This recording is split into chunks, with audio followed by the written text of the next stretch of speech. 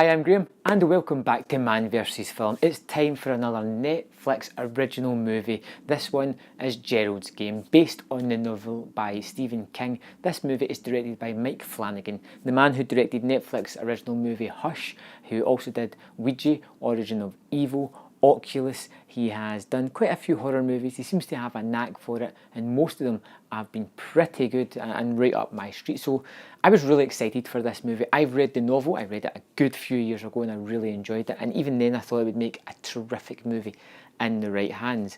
This movie stars Bruce Greenwood and Carla Gugino as Jessie and Gerald, the main couple of the movie. And the movie starts off with these two heading out to a lake house cabin to have a fun-filled weekend.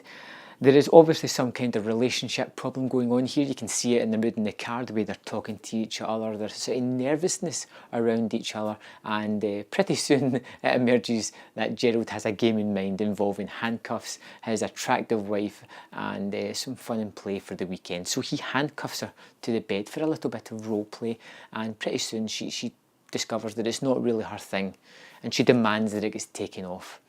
And just as he's about to, Gerald suffers a heart attack and dies, and she is handcuffed to the bedpost and just doesn't really know what to do next. She is attached there, the key is far away, she can't really have much movement, and her husband is now dead on the floor. And that is pretty much the setup of Gerald's Game. It's a movie that is primarily set within the bedroom of this cabin. You don't really see much else of it, and it's pretty much focused on the character of Jessie, who is distraught, desolate, struggling to survive, doesn't know what to do, and very hallucinogenic as well. As the movie moves on, her husband Gerald gets back up and begins to converse with her. There is a second Jessie appears who also talks to her as they think through the problems. It's a nice way of attacking the situation of having one cast member on screen, and without having her talking to herself, she is literally talking to herself, a second version of herself, and they try to work through problems, and she does with her husband as well. It's all in the mind.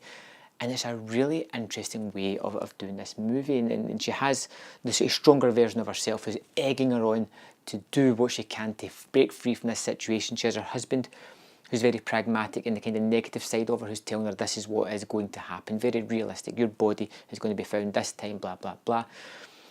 And then there is this dog. There is a dog on the loose who comes into the house and starts to feed on her husband, and pretty soon you know it's going to move from Gerald onto Jessie.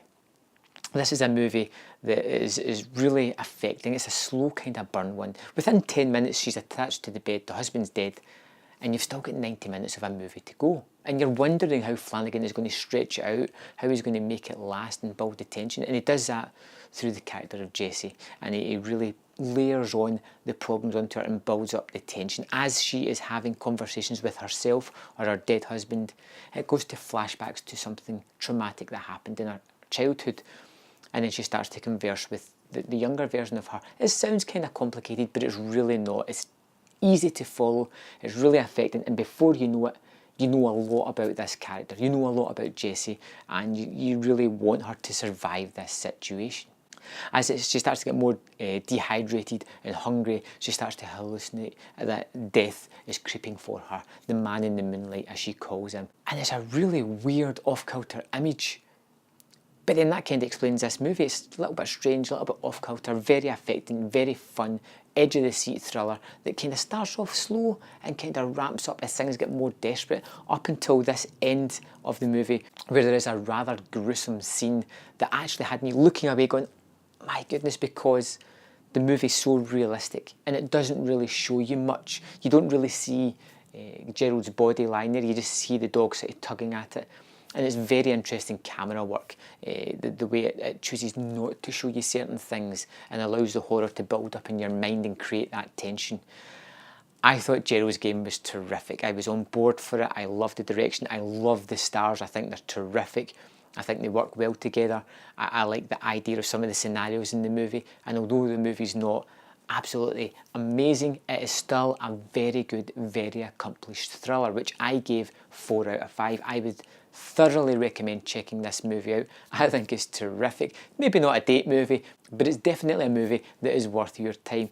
Gerald's Game is very, very good. Please check it out and let me know in the comment box below what you thought of it. Particularly that gory scene at the end. Did you feel a little bit squeamish at that, or was that just me? Let me know and I'll get back to you in the comments. And I'll see you next time on Man vs Film.